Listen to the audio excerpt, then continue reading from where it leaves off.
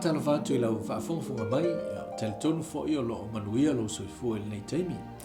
Ai ua maua fo ili nei awa noe toe mafutai, ma teletonu no ili a fionga le tua. I sina mata upu fo i o le nei teimi ua filifilia. Ia ole mata upu filifilia e whapea. O le ola mautino. O lo iese fasili whapea, e moni ea ua o whaolaina. O le nei fasili e toe whaamanatu mai ai, ni vaenga tau o le ola fo ia Keriso. O lo tentununga ma lo whatutuanga, o le muli maua tuspa ia. O Yesu ilo nei tu tangata malana ngā luenga whaola. Yesu le tua liutino tangata. E o aimese le tangata ngasala o whaola ina, e ala le soifua usitai ma le maliu sutulanga o Keriso. Tali Ioane le apostolo, o mo Ioane 5:12. O tusiatu nei mea ia te o tau o e whaatuatua i le suafa o le alo o le tua. Ina ia o tau loa ai o ia te o tau le ola e whaavau. Ina ia o tau whaatuatua foi i le suafa o le alo o le tua. O le ola e whaavau o le taimi nei lava. E le whaatali i le oti o tātou tino. Whailonga o le tangata whaolaina. Mōmua o le savali i le malamalama. Le malamalama o le ata mai o le mawhauwhau. E ngā te leo le a miu stai.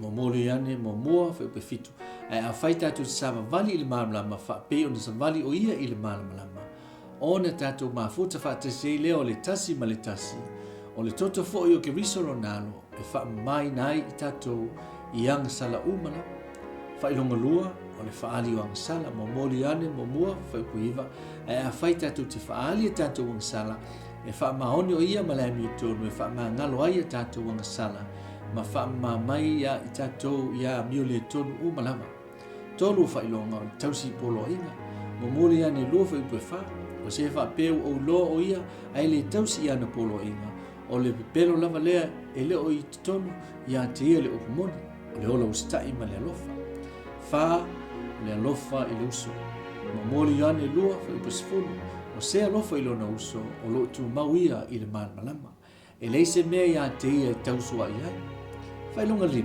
o le iloa o le upumoni. Mo mori ane whawha i upulua, o le mele nei tau te iloa aile nganga o le tua. O nganga umo e tau tino umaliu mai Keriso i le tino, mai le tua lava i la tau. Whailonga ono, o le whaile a me tonu, mo mori ane lua lo suriva, a whaiwa o tau iloa o le a me tonu ia o tau iloa ai o i la tau umo e whaile a me tonu, ua whanau mai i la tau ia te ia.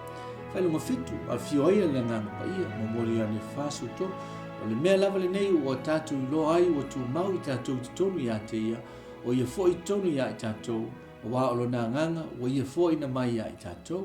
O le toe whamanatu, o nei vāenga tau, whailonga o lo whaoloina, mo mua se vali i le māmalama, lua whaali o angasala, tonu, tausi polo inga o le lofa, lona fa o le alofa le uso, 5 o le lole upumoni, 6 fai o le amitonu, ia lona fitu o le fio i o le ngapa ia.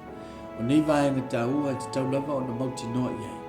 A wā, a fai ele o mautinoa nei, ia wā, se mea no mea lava lo tue sa ili ma ngā lue anga iai. Ai o le nganga lava o le tua na te fisosoani ia te oi mea uma. Ia o le ele whaamanatu le nei taimi, ia whaamanuia lava le tua e lau whaafonga mai. Soifua mai manuia.